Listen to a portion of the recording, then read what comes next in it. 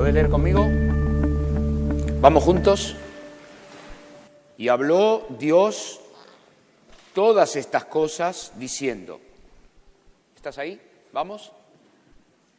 Versículo 2. Yo soy Jehová tu Dios, que te saqué de la tierra de Egipto, de la casa de servidumbre. No tendrás dioses ajenos delante de mí. No te harás imagen, ni ninguna semejanza de lo que esté arriba en el cielo, ni abajo en la tierra, ni en las aguas debajo de la tierra. No te inclinarás a ellas, ni las honrarás, porque yo soy Jehová tu Dios fuerte, celoso, que visito la maldad de los padres sobre los hijos hasta la tercera y cuarta generación de los que me aborrecen. Y hago misericordia a millares, a los que me aman y guardan mis mandamientos. No tomarás el nombre de Jehová tu Dios en vano, porque no dará por inocente Jehová al que tomare su nombre en vano. Acuérdate del día de reposo para santificarlo. 6 días trabajarás y harás toda tu obra, mas el séptimo día es reposo para Jehová tu Dios. No hagas en él obra alguna, tú, ni tu hijo, ni tu hija, ni tu siervo, ni tu criada, ni tu bestia, ni tu extranjero que está dentro de tus puertas. Porque en 6 días hizo Jehová los cielos y la tierra, el mar y todas las cosas que en ellos hay, y reposó el séptimo día. Por tanto, Jehová bendijo el día de reposo y lo apartó. Honra a tu padre y a tu madre, para que tus días se alarguen sobre la tierra que Jehová tu Dios te da. No matarás, no cometerás adulterio, no hurtarás, no hablarás contra tu prójimo falso testimonio, no codiciarás la casa de tu prójimo, no codiciarás la mujer de tu prójimo, ni su siervo, ni su criada, ni su buey, ni su asno, ni cosa alguna de tu prójimo. Es la palabra de Dios. Este fue el decálogo que Dios le dio a Moisés cuando él subió al monte Sinaí. Esta fue la ley moral que Dios estableció para su pueblo cuando comenzaban el camino por el desierto bajo la bendición de Dios.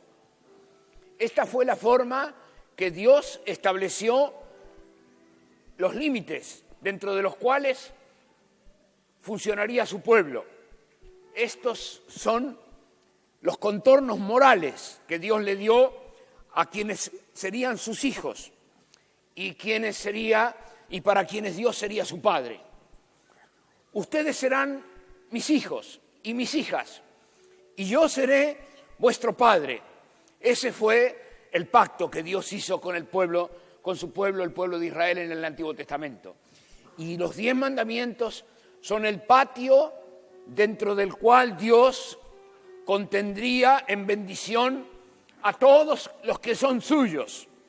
Dios les dio un parámetro dentro del cual funcionar, una ley moral dentro de la cual convivir en el vínculo, dentro del cual Dios sería padre de ellos y ellos serían hijos e hijas de Dios.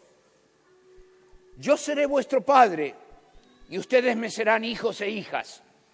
Y Dios, con los 10 mandamientos, lo que hizo fue abrir su corazón y mostrar el objetivo que Dios tenía, los propósitos que Dios tenía.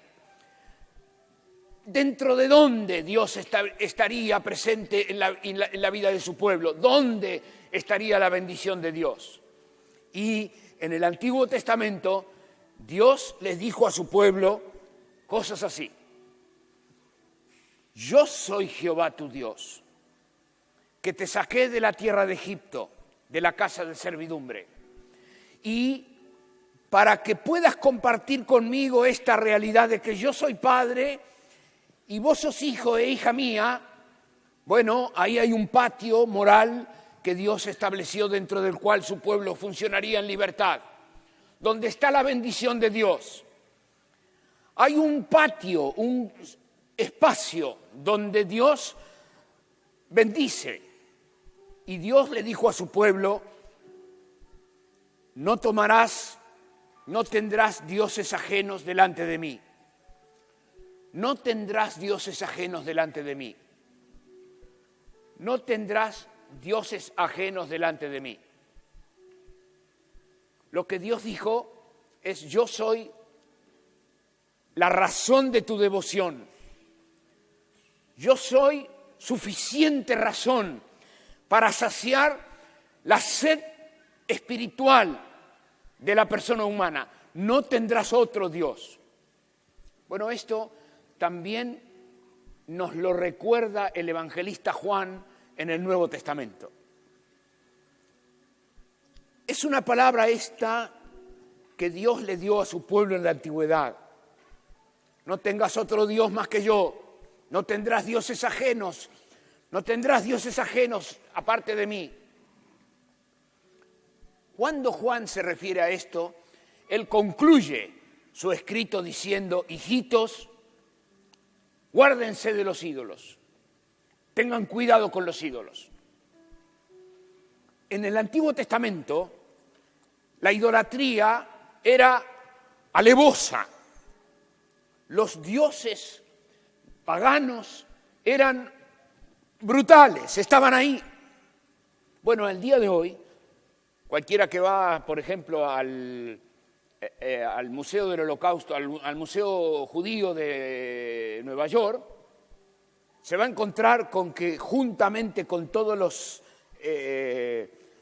las barbaridades que ocurrieron en el Holocausto nazi, también el pueblo de Israel ha guardado para la memoria, en ese museo que está hoy a la disposición pública, los dioses que forman parte de su historia, que se encontraron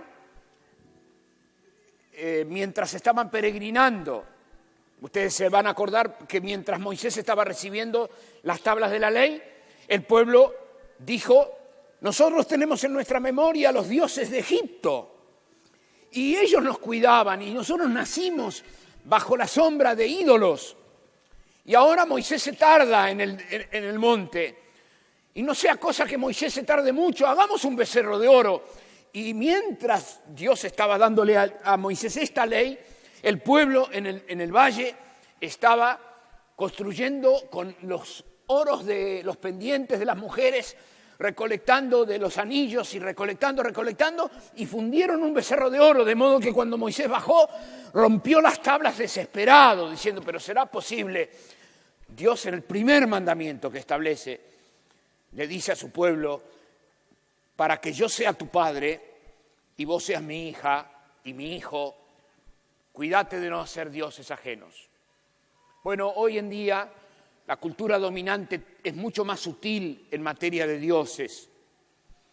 Y nosotros hoy no tenemos agresivas invitaciones de inclinarnos delante de dioses paganos que se nos presentan en estatuas, sino que las convocatorias son mucho más sutiles para que dependamos de otras cosas para ser felices, que las fuentes de nuestras alegrías sean alternativas al Dios vivo y verdadero, que nos sintamos contentos por otras razones distintas a la presencia de Dios, que nuestro gozo esté en otro lado, distinto a lo que se encuentra, la plenitud de gozo que se encuentra en la presencia de Dios.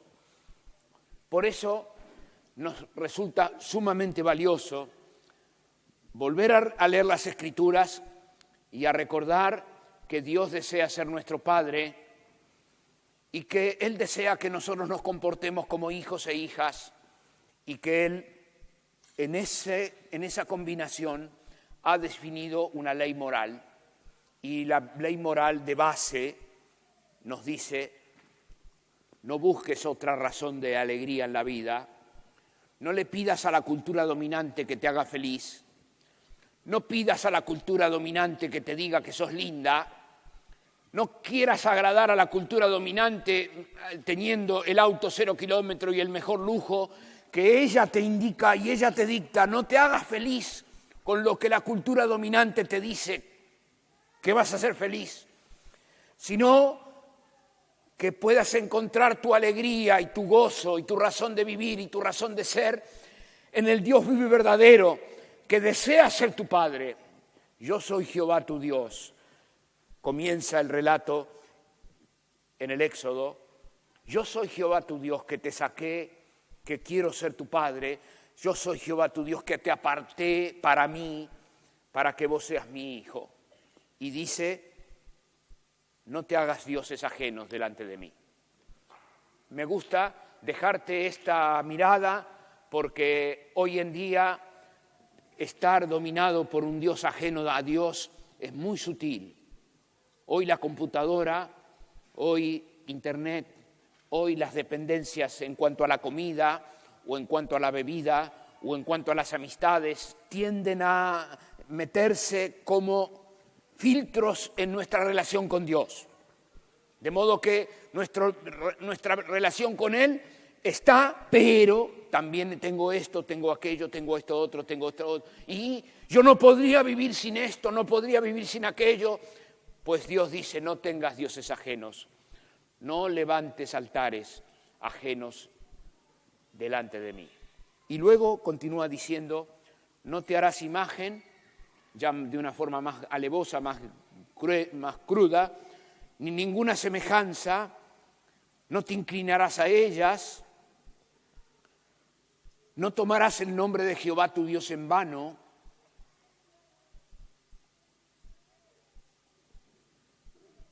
Tomar el nombre de Jehová, nuestro Dios en vano, es mencionarlo sin valorar quién es. El nombre de Dios, como los nombres en la Biblia, refieren a la persona. Tomar el nombre de Jehová, de Dios en vano, es separar el nombre de la persona. Y cuando yo separo el nombre de la persona, uso el nombre en vano, porque no me estoy refiriendo a la persona. Cada vez que me sale el nombre de Dios y yo no estoy consciente de lo que estoy diciendo en cuanto a la persona de Dios, que es santo, yo estoy tomando el nombre del Señor en vano. Hoy compartimos una cultura que se mofa del nombre de Dios y lo usa para las razones más diversas. Las Escrituras nos invitan a separar el nombre de Jehová. Y cuando el Señor Jesús nos enseña a orar diariamente diciendo, santificado sea tu nombre, que sea apartado de todo otro uso tu nombre, que tu nombre sea tenido aparte, sea tenido como otro, que no se mezcle tu nombre con los nombres, otros nombres, que no se mezcle tu nombre con otras palabras, que tu nombre sea apartado en la voz del Señor Jesús, que tu nombre sea santificado. ¿Y qué más? Acuérdate del día de reposo para santificarlo. 6 días trabajarás y harás toda la obra, pero el 7º día es para Jehová tu Dios. Bueno,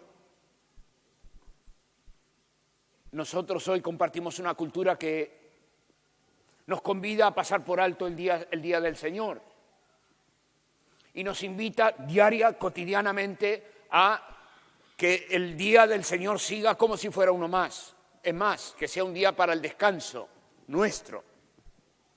Y es real que Dios le ha dado al 7º día un contenido de recreación, de descanso, de familia, un contenido de regocijo, de recuperación de fuerzas, y también le ha dado un contenido de devoción a Dios. Pero hay detrás de todo este deseo del Señor que los humanos tengamos en claro que Dios nos ha hecho distinto a los animales. Y la forma que Dios ha probado que Él nos ha hecho distinto a los animales es que nos dijo 6 días trabajar. Un día es un día de reposo. No trabajes. Es un día santificado para Dios. Es la manera que podemos mostrar que no somos un animal, que no estamos bajo yugo, que tenemos autoridad sobre nuestra agenda, que podemos apartar un día. Es verdad que la forma de trabajo moderna ha hecho turnos laborales y hay muchos hermanos en la fe en el mundo entero que se encuentran con que el fin de semana les toca salir a trabajar. Y verdad también que un bombero tiene que salir a trabajar un día que eventualmente sea el domingo. Pero eso no quita que el miércoles sea su día de reposo o el jueves del Franco sea su día de reposo. Lo que la palabra está invitándonos a recuperar para nosotros es un día para la meditación de la palabra, es un día para la reflexión con el Señor, un día para volver a recordar que ese día es el día del Señor. Y ese es un día que estableció Dios para regular el funcionamiento de toda la familia. Toda la familia encuentra un reloj en el día, 7º día, en el cual Dios ha dicho, este es mi día, es el día del Señor. No es cualquier día, no es igual que el lunes, ni el martes, ni el miércoles. Hay una rutina en la casa, pero hay un día dentro del cual la rutina de la casa se rompe porque llegó el día del Señor. Es el día donde el papá y la mamá hablan con sus hijos recordándoles que ese día lo estableció el Señor para su pueblo. Es el día en el cual Dios dice, yo soy tu padre y vos sos mi hijo. Vos sos mi hija. Bueno, es muy bueno, muy necesario que a esta altura de la historia nos reunamos a recordar lo que Dios nos ha dado y también nos reunamos a recordar los límites de nuestra habitación y nos reunamos para recordar los límites dentro de los cuales Dios ama que nos organicemos y qué provisiones Dios ha hecho para formar, para fomentar el diálogo en casa, para que el papi y la mami tengan tiempo para charlar y tengan tiempo para conversar y ponerse de acuerdo y aún conversar conversaciones de familia y tener diálogos con los hijos. Es el día del Señor, es el día distinto, otro día, donde la familia puede estar sola, reunida, sin lo de afuera, para el Señor. ¿Y qué más? Y dice, honra a tu padre y a tu madre, para que tus días se alarguen sobre la tierra que Jehová tu Dios te da. Bueno, esta palabra parece como que el apóstol Pablo lo hubiese copiado. Al libro de los Efesios vuelve a levantar estas mismas palabras diciéndole a los hijos, hijos, obedezcan en el Señor a vuestros padres, obedezcan en el Señor a vuestros padres, porque eso es justo.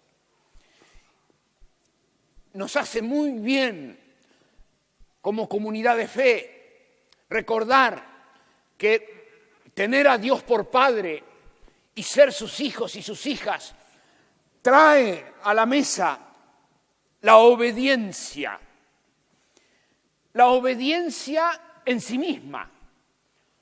No obedezco por temor, ni obedezco para tener una ventaja, ni obedezco para no ser castigado, sino que obedezco por amor a mi papá del cielo que me ama. Obedezco como devolución, por devolución. Y en el marco de la Iglesia del Encuentro nos gusta decir que se trata de la obediencia en sí misma. Es una obediencia en sí. ¿Qué necesidad tenemos de hablar de estas cosas? ¿Y qué necesidad tenemos como papás y como mamás en esta cultura dominante recordar que al pueblo de Dios, Dios lo llama a obedecer, a obedecer. Todo el pueblo del Señor estamos llamados a obedecer. Y yo comprendo que esta mañana esté rechinándole el oído a más de uno de que me está escuchando aquí. Pero quiero recordarle que no hay pueblo del Señor sin obediencia. Y el Señor Jesús lo ha dicho de una forma clara y de una forma sin ninguna excitación, diciendo: el que me ama, mi palabra guardará. ¿Qué quiere decir guardar la palabra? Obedecer, obedecer. Penosamente, y para el destrozo de nuestras familias, para el daño psicológico de nuestros hijos y para la destrucción de nuestros hogares, la palabra obedecer ha caído en un desuso penoso. Pero no solo la palabra, sino el hecho de obedecer. Obedecer como ejercicio de la vida, obedecer como gimnasia, obedecer como disciplina diaria, cotidiana.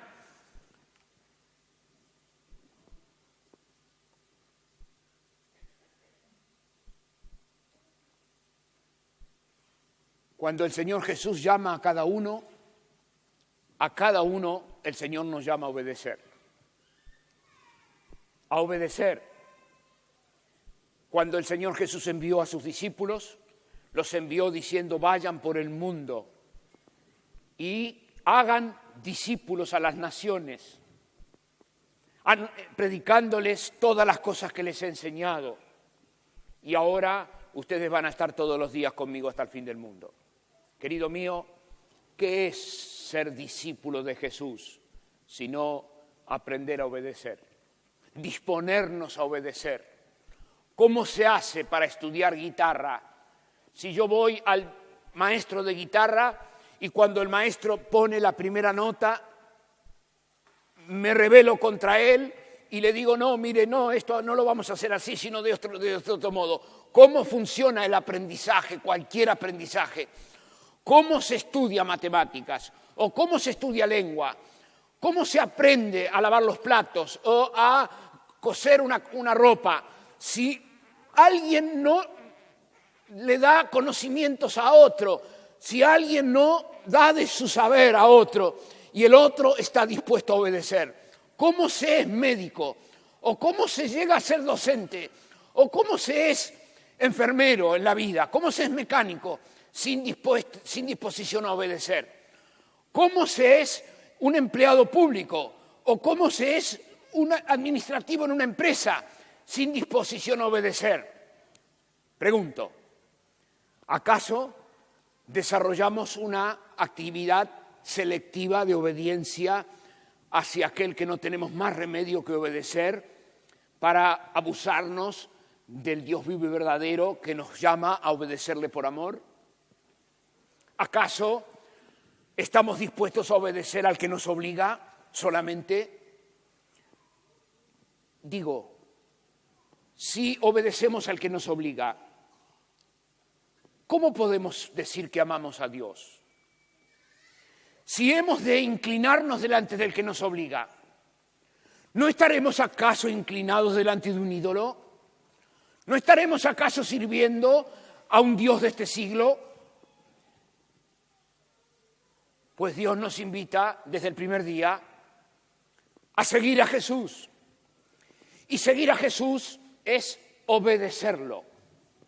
Obedecerlo de todo nuestro corazón, con todas nuestras fuerzas. Obedecerlo con toda nuestra inteligencia. Obedecerlo hasta el final. Llamativamente, cuando Dios le dio al pueblo de Israel la ley, no se detuvo en el asunto de la obediencia, sino que le dijo: honra a tu padre y a tu madre.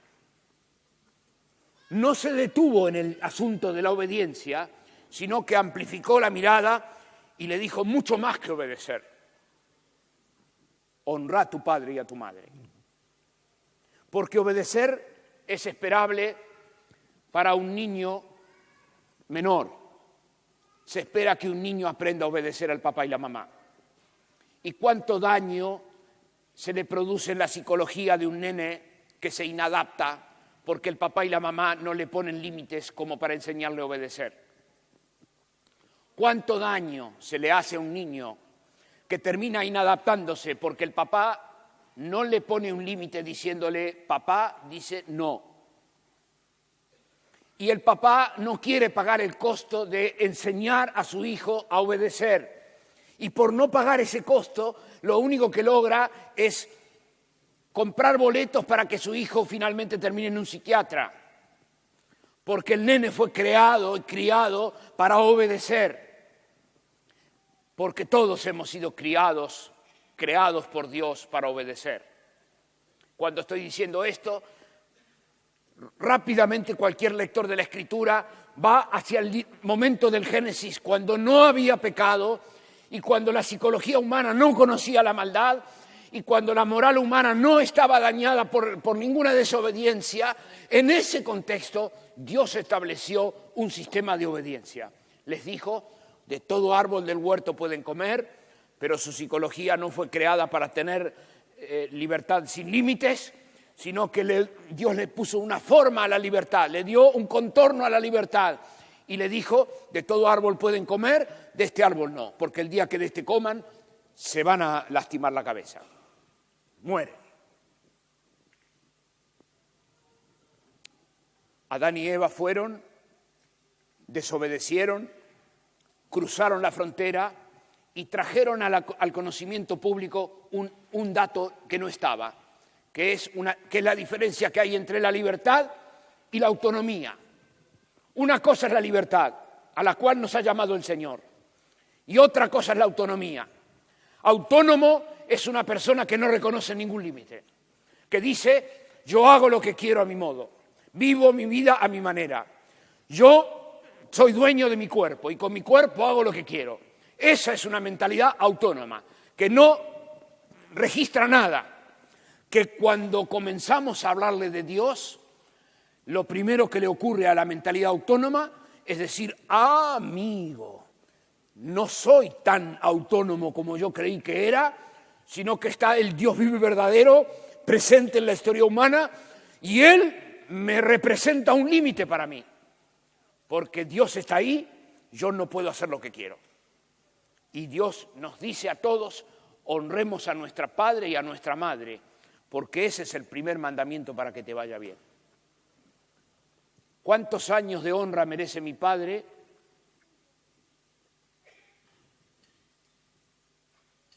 Pues mi padre, yo he vivido lo suficiente para entender que mi padre está presente mientras que esté vivo. Y mi madre está ahí, en la memoria, en la historia, mientras yo esté vivo. Dios ha dicho, poné en un lugar aparte a los adultos. ¿Es mi padre el único aquel que fue quien estaba sentado a la mesa en casa? ¿O en realidad Dios, en su pueblo, nos proveyó otros padres? ¿No es verdad que hemos adquirido otros padres espiritualmente hablando, que han sido padres, tutores, guías y directivos, que han sido proveedores y protectores de nuestra vida en el correr de la vida, que Dios ha dado otros padres? Y la palabra de Dios en el Antiguo Testamento dice, honra a tu padre. Y al pueblo del Señor le cabe decir, honra a tus mayores.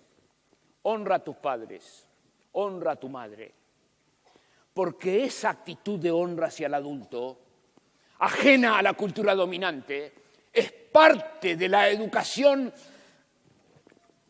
que nuestros hijos necesitan y es parte de nuestra maduración, de nuestra madurez como personas, es parte de los límites que nuestra vida necesita reconocer para funcionar y desarrollarse en libertad.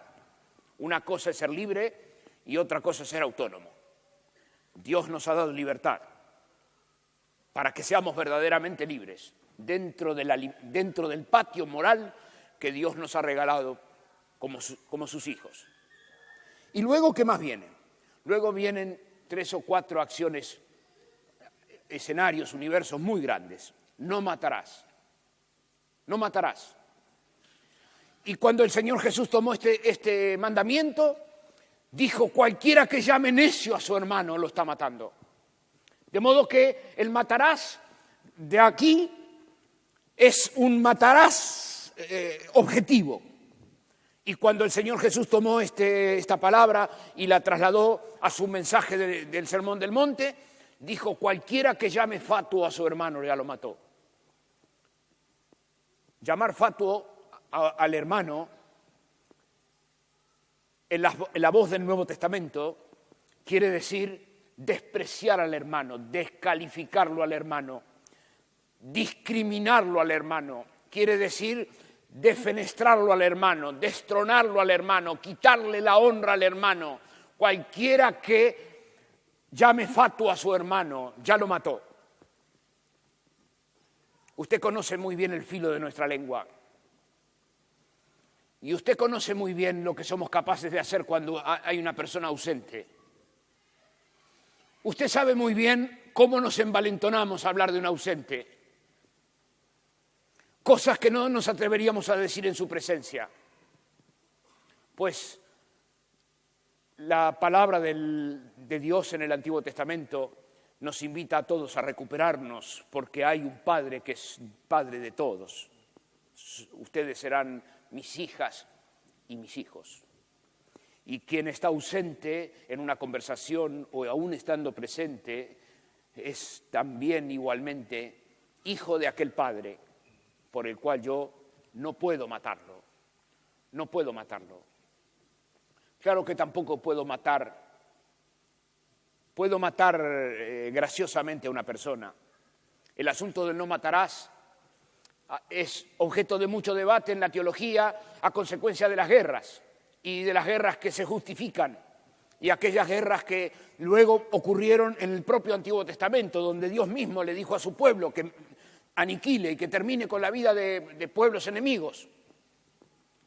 De modo que no estamos frente a una palabra fácil, suave, rápida para tomarla y decir no matarás, porque más tarde el propio Dios le dice a su pueblo que aniquile a otros pueblos. Y de la manera que Dios justificó la muerte de otras personas, del mismo modo hoy el pueblo del Señor ha justificado guerras en otros lugares y se ha matado mucho en el nombre de Dios. Lo cierto es que juntos podemos orar a Dios y pedirle que nos ayude a no matar. Ya nos ha pasado a quienes fuimos al servicio militar y tuvimos que portar un arma en algún momento, de decirle al Señor: Señor, líbrame de tener que matar. Estoy bajo bandera, sirviendo a la patria, y en algún momento puedo estar en el compromiso de tener que obedecer alguna orden. Líbranos de matar. Ese dilema ético lo viene sobrellevando el pueblo de Dios en los 20 siglos. Por la misericordia de Dios, nosotros no estamos hoy en un contexto de guerra, como para poder tener que entrar más y más y a escarbar más en lo que es el consejo de Dios en cuanto a no matar. Pero ya tenemos suficiente con cuidar nuestra lengua. Y ya tenemos suficiente como para cuidar a nuestro hermano y a defenderlo. Y tenemos suficiente como para no aprovecharnos y enseñorearnos del ausente. Tenemos suficiente para aprovechar a cuidar la lengua y orar a Dios que nos libre de matar efectivamente. ¿Y qué más? Y dice: no cometerás adulterio. Bueno, cuando el Señor Jesús tomó este asunto del adulterio, Él dijo: oíste que fue dicho no cometerás adulterio, pero yo les digo que cualquiera que mira a una mujer para codiciarla, ya pecó con ella en su corazón. De modo que el Señor Jesús le dio en el Evangelio un alcance distinto al que tenía en el Antiguo Testamento. En el Antiguo Testamento se hablaba del acto mismo del adulterio. Fue lo que ocurrió cuando cuando le fue traído al Señor Jesús una mujer en el acto mismo del adulterio para apedrearla. Pero el Señor Jesús estaba enseñando otra cosa, que es algo del corazón, subjetivo. Jesús nos enseñó que lo que contamina al hombre es lo que está dentro del corazón del hombre, que lo que nos hace perversos está adentro, que luego lo que sale afuera es la consecuencia de lo que ya antes estaba dentro, que primero las cosas ocurren adentro y luego, con el tiempo, las cosas salen a la luz. Que lo que sale a la luz no es que pasó hoy, sino que lo que sale a la luz es una consecuencia de lo que ya viene antes pasando en el corazón. Esta es la enseñanza del Nuevo Testamento. Bueno, en un día como hoy, cuando el adulterio viene a ser moneda corriente en la cultura que compartimos y donde la sociedad que vivimos se regocija en el adulterio, nos hace muy bien recordar que Dios ama ser nuestro Padre y Dios ama que nosotros seamos sus hijos y sus hijas. Y que el patio moral dentro del cual Dios ha llamado a su pueblo incluye un llamado a la pureza sexual.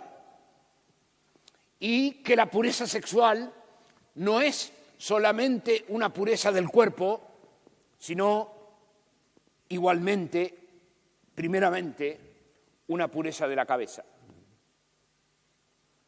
Estoy plenamente consciente de que la cultura caldea, la cultura dominante en la cual estamos metidos, tira con toda abundancia para voltear la moral del pueblo del Señor.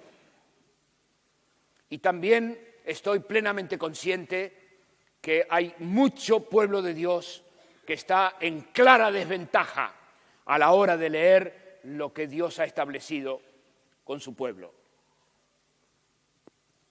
Todos necesitamos de la gracia de Dios y todos necesitamos permanecer en el clima donde Dios es Padre y donde nosotros somos hijos e hijas para mantenernos en victoria. Porque cuando nos distraemos o cuando la cultura logra llamarnos la atención lo suficiente, se abren distintas puertas mediante las cuales ingresa las propuestas que para el resto de las personas es lo más normal del mundo. Lo más normal del mundo no es normal para el pueblo del Señor. Hay quienes eligen en su corazón no contaminarse y permanecer en el amor de Dios. Otros, en cambio, ceden, negocian, se asimilan, se integran a la manera dominante de funcionar. El dilema que ocurre es que el Señor ha establecido en su palabra que no se puede estar adentro y afuera, no se puede servir a dos señores, no se puede a la vez amar a Dios y aborrecerlo, no se puede a la vez amar a Dios y desobedecerlo, no se puede amar a Dios y a la riqueza a la vez, no se puede, no se puede. Y después de hablar de la cuestión del adulterio, dice no hurtarás, no hurtarás. Bueno, hace unos cuantos años atrás yo estaba con un hermano que me dice, mire Raúl, la puntualidad es santidad. ¿Cómo? Sí, la puntualidad es santidad. ¿Y qué tiene que ver la puntualidad con no hurtar? Dice, sí, cuando vos llegás tarde, le estás robando el tiempo al otro, estás deshonrándolo al otro. Cuando vos estableces un horario y el horario es un chicle, lo que hay es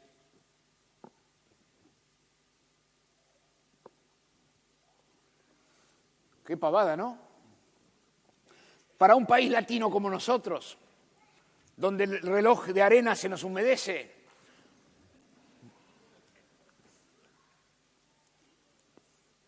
leer estas palabras cada tanto nos hace falta. Y decir yo, no solamente robo en la alevosía de robar, no robes, no robes.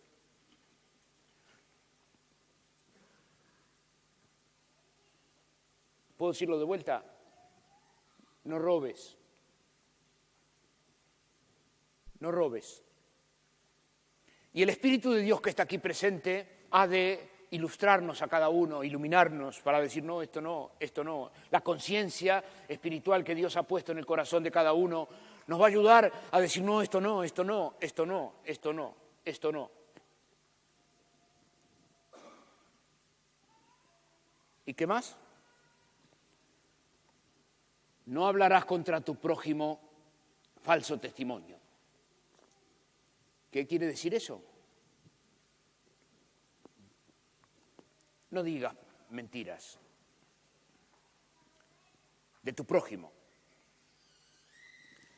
Cuando el Señor Jesús se refirió a este costado de la ley, dijo, si tu prójimo ha pecado contra ti, que te da ganas de hablar en contra de él porque pecó contra ti, y te da ganas, tenés el corazón lleno de ganas de decir cosas de él feas, si tu prójimo peca contra ti, si tu hermano peca contra ti, ve y habla con él solo. Es Mateo el capítulo 18. Habla con él solo, a solas, encontrate con él a solas. No hables contra tu prójimo falso testimonio. Encontrate con él a solas. Querida mía, mucho peor es cuando tenemos razón. Hablar contra nuestro prójimo un falso testimonio es feo. Está descalificado en la ley de Dios. Pero aún peor es cuando hablamos contra nuestro prójimo cosas feas en su ausencia, teniendo razón. Porque hablar de un ausente es una manera de probar que no le amamos. Porque Dios, en su manera de enseñarnos a funcionar como su familia, nos dijo, si tu hermano peca contra ti, no te enojes, no se ponga el sol sobre tu enojo. No guardes un dato, tiempo, sino que andá y habla con él, a solas, y ponete de acuerdo con tu hermano. Si tu hermano te reconoce la falta, lo ganaste. Si no te reconoce la falta, pues anda con otros 2 testigos y habla con él. Vayan 3, para que en boca de 3 conste toda palabra. Si le reconoce lo que ha pasado, gol, le ganaron al hermano. Y si el hermano se mantiene duro, testarudo, y no reconoce lo que ha hecho, pues vayan a la congregación entera y díganlo en la comunidad para que todo el mundo se entere de que hay quienes están portándose mal.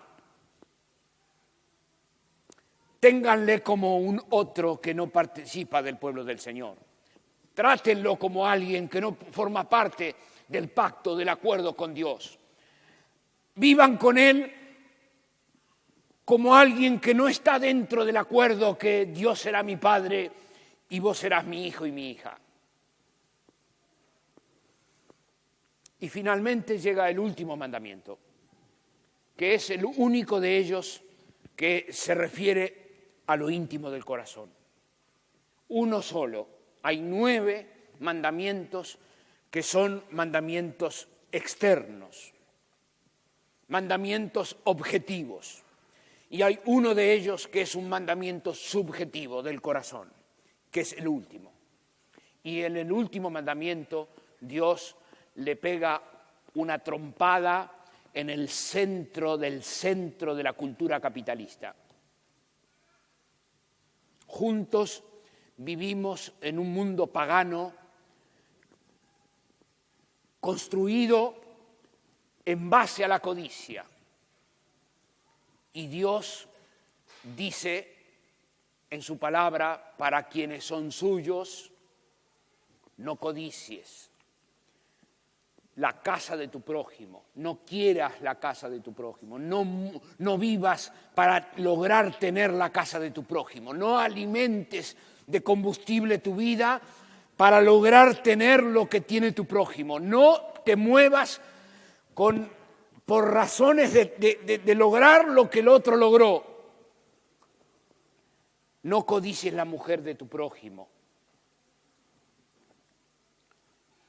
ni su siervo, ni su criada, ni su buey, hoy diríamos ni su computadora, ni sus herramientas de trabajo, ni su empresa, ni su forma de funcionar, ni su asno, Hoy diríamos ni su auto, ni su bicicleta, ni su moto. No codicies a tu prójimo, no mires diciendo yo tengo que lograrlo y voy a trabajar 10 horas extras más para entonces tener un ahorro y poder. No organices tu vida en torno a la codicia, no converses en torno a la codicia, no levantes un ídolo en torno a la codicia, no dejes que crezca en tu corazón una mirada de desarrollo económico propio de la codicia. No codicies, porque la codicia te va a hacer matar. Jesús dijo, porque el que codicia, el apóstol Pablo en las epístolas decía, porque el que codicia se enreda en obras perversas, se complica en perversiones. Y cuando le habla a Timoteo dice, ninguno que milita en la militancia camino al cielo, ninguno que milita camino al cielo, que va en la caravana donde Dios es Padre y se declara hijo e hijo del Padre, ninguno que milita se enreda en los negocios de la vida codiciosamente. Ninguno que milita se enreda en los negocios de la vida a fin de agradar a aquel que lo tomó por soldado. Es el mismo apóstol Pablo que dice el que no trabaja, que tampoco coma. Es el mismo apóstol Pablo que nos manda a todos a trabajar. Es el mismo apóstol Pablo que nos dice háganlo con la laboriosidad de sus manos. Trabajen, pero trabajen con un propósito, con el propósito de tener para compartir con los que padecen necesidad. Ese es el propósito. Y la manera que yo puedo valorar mi codicia es la manera como yo administro los bienes que Dios me dio. Dios me ha dado bienes intelectuales, Dios me ha dado bienes físicos en materias de fuerza, Dios me ha dado bienes materiales en materias económicas tangibles, y yo administro lo que Dios me dio. Y cada uno que está esta mañana aquí puede con toda claridad encontrarse a sí mismo hoy, ahora, diciéndose a sí mismo cómo estoy administrando hoy lo que Dios me dio. Y te quiero dar una regla muy sencilla para medir el termómetro de la codicia. Puedes ponerlo bajo el brazo. Mira, hermano, nosotros somos dueños de las cosas que podemos dar y somos esclavos de aquello que no podemos dar, aquello que estamos atesorando sin que nadie sepa, vaya a saber para qué, como cirujas guardando por las dudas para el día de mañana, para tener, vaya a saber qué, aún a pesar de que el Padre del cielo nos dice que como Él cuida de las aves, cuidará también de nosotros todos los días hasta el final, que como el Padre provee, miren los lirios del campo, como ni Salomón se vistió como ellos, el Padre del cielo los cuida. Y cuando la palabra nos dice no te arrodilles, no te arrodilles, no te arrodilles, bueno, resulta catastrófico ver cómo la cultura absorbe la vida, la inteligencia, las fuerzas y las integridades, las posibilidades de las vidas de los muchachos, de las chicas, de las personas. Las empresas hoy hablan de que las personas necesitan ponerse la camiseta. Y yo pregunto, ¿qué es ponerse la camiseta de una empresa? O responder a la dinámica del mercado, si no es terminar postrándose delante del mercado para cumplir con las leyes del juego que el propio mercado nos marca, que son leyes que nos obligan a vivir. Y yo hoy no estoy, por supuesto, esperando que ninguno vaya de acá al correo a mandar un telegrama de renuncia a ningún trabajo. Solamente lo que estoy haciendo es ayudándonos a todos a reconocer en la cultura que nos movemos y hasta dónde la cultura caldea o egipcia tiende a meterse y a minarnos y a robarnos lo que Dios quiere para sí. Y hasta dónde somos peregrinos en una cultura de la cual no formamos parte, estamos en este mundo, caminamos en este mundo, comemos en este mundo, trabajamos en este mundo, funcionamos aquí, pero nuestra ciudadanía está en el cielo, no formamos parte de aquí. Y yo acepto con gozo plantear este dilema delante de todos mis hermanos, porque este dilema es mi dilema, y este dilema es un dilema de gente sana, que sanamente ama a Dios y se ve enfrentada al dilema de vivir en una cultura extraña, en un mundo ajeno.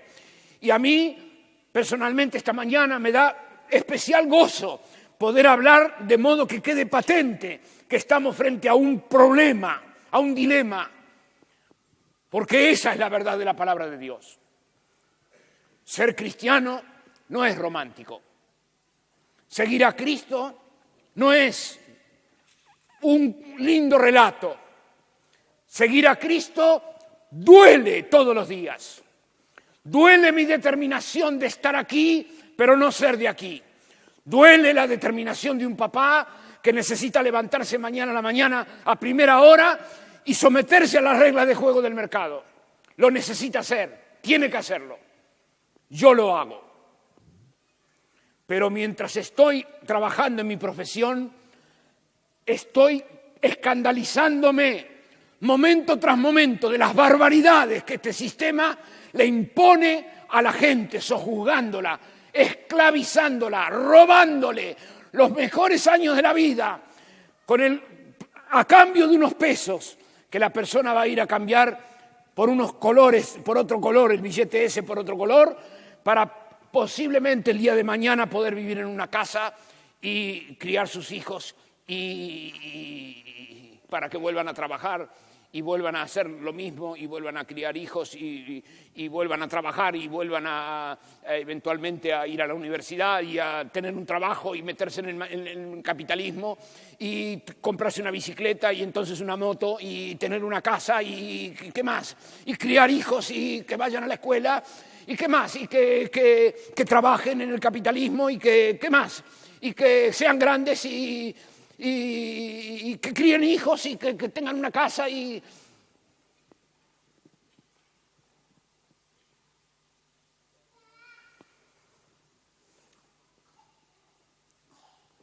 Cuando Jesús vino dijo, arrepentíos, arrepiéntanse y conviértanse, porque el reino de Dios vino. Hay otro propósito por el cual vivir. Hay otra razón por la cual levantarse a la mañana. Hay otras razones por las cuales poner nuestra mejor inteligencia y nuestros mejores billetes. Hay una razón superadora por la cual estudiar. Y hay una razón mucho mejor por la cual esforzarse en la vida. Podemos servir a Dios.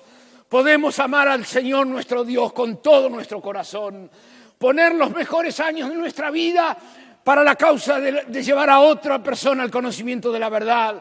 Podemos poner nuestras energías, las mejores, coordinadas, nuestro tiempo, el mejor, el más gordo, el tiempo más exquisito para la gloria de Dios, para que el nombre del Señor sea conocido, para que otro glorifique a Dios, para que alguien más bendiga al Señor, para que nuestra vida tenga un propósito eterno, trascendente, que va más allá de la vida de nuestros propios hijos, que va más allá de la casa que hemos podido comprar, o el auto que hemos podido manejar, o el estudio que hemos logrado ganar.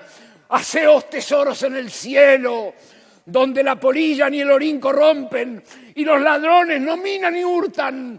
Háganse tesoros en la eternidad, pongan su mira en las cosas de arriba, donde está Cristo, sentado a la diestra de la majestad de las alturas. Estoy aquí esta mañana llamándote, hermana mía, a recuperar tu lugar de hija, pero de hija de un Dios eterno, de hija de quien vive por los siglos de los siglos, de hija e hijo de alguien que dijo, yo voy a preparar lugar para vosotros, y cuando yo me vaya y les prepare un lugar, yo voy a volver y los voy a tomar a mí mismo para que donde yo vivo, ustedes también vivan. Velen. Oren, no entren en tentación. El espíritu a la verdad está presto, pero la carne es enferma.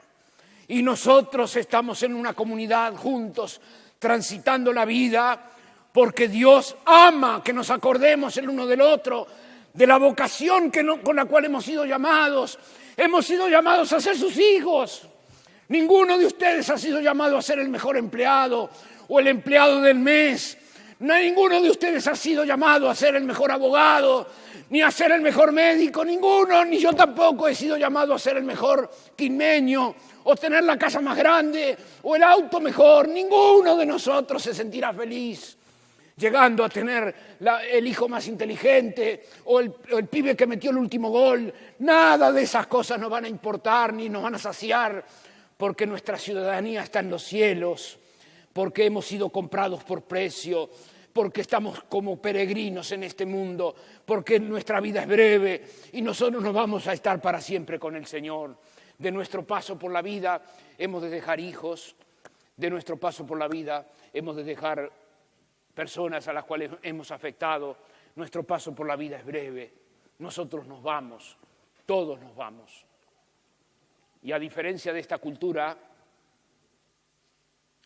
delante en nuestro camino nos espera el Señor Jesús. Hemos de verlo al Señor Jesús. Nos espera Él, quien hemos amado sin haberle visto, a quien hemos servido en la debilidad de nuestra fe y en las fluctuaciones de nuestro temperamento. Hemos deseado servirle ignorando mucho, con ciertas certezas, pequeñitas certezas, con poquita fe, como un grano de mostaza. Nos espera la mañana cuando se abrirá la realidad y las Escrituras nos dicen que hemos de conocer como ahora somos conocidos. Hemos de saber lo que hoy vemos oscuramente por espejo, lo que hoy necesitamos sujetar a la obediencia.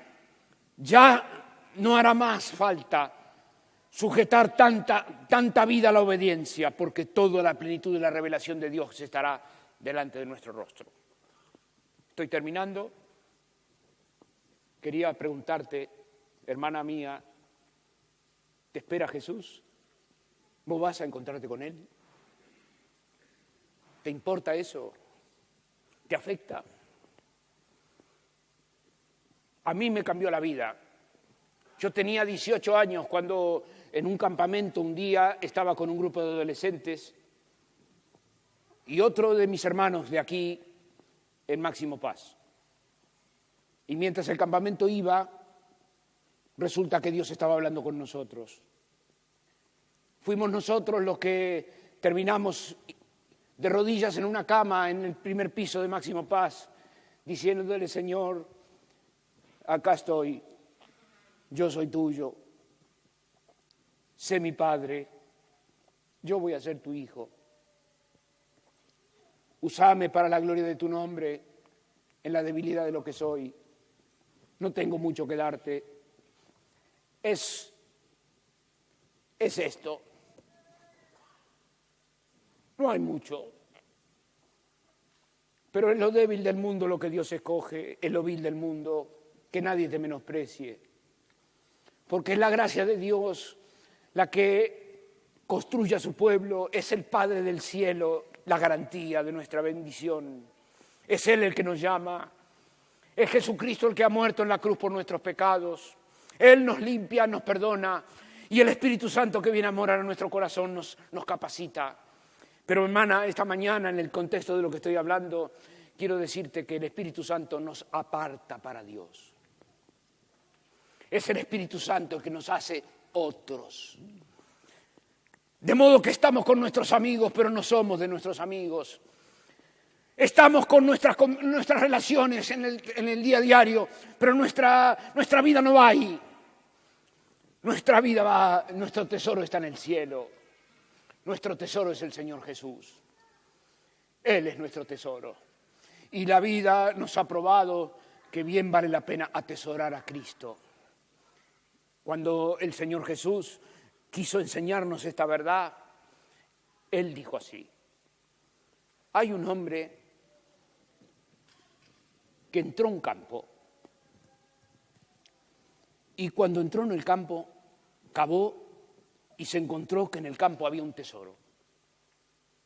Tapó de vuelta lo que cavó, lo tapó de vuelta y se fue presuroso y vendió todo lo que tenía. Vendió todo con tal de comprar ese campo.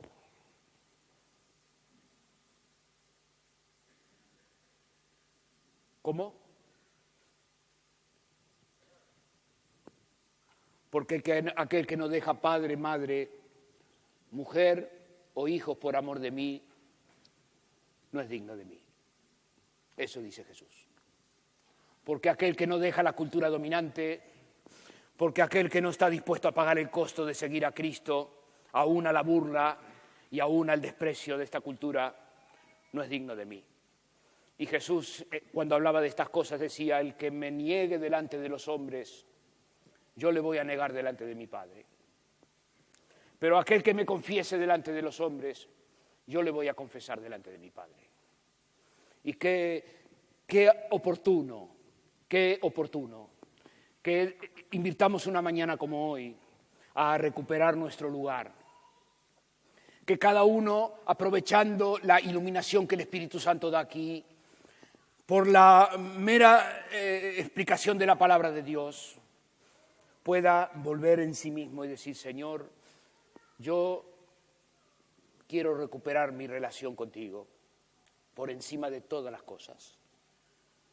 Fue Simón, hijo de Jonás, el que recibió una llamada así. Había caído Pedro, lo había negado a Jesús. Y fue el amor inconmensurable del Señor Jesús que le miró al rostro y le dijo: Simón, hijo de Jonás, ¿me amas? Y él contestó diciendo: sí, Señor, te amo. Y una segunda vez: Señor, Simón, hijo de Jonás, ¿me amas? Sí, te amo. Simón, ¿me amas más? ¿Me amas más ¿Me amas más? ¿Me amas más? ¿Me amas más que a tus amigos? ¿Me amas más? ¿Me amas más como para encolumnar tu vida, como para mover tu voluntad? ¿Me amas más como para inclinarte, como para enderezar tu vida, como para alinearte? ¿Me amas más como para buscar primeramente el reino de los cielos y todo lo demás quede por añadidura? Que el Señor te bendiga hoy.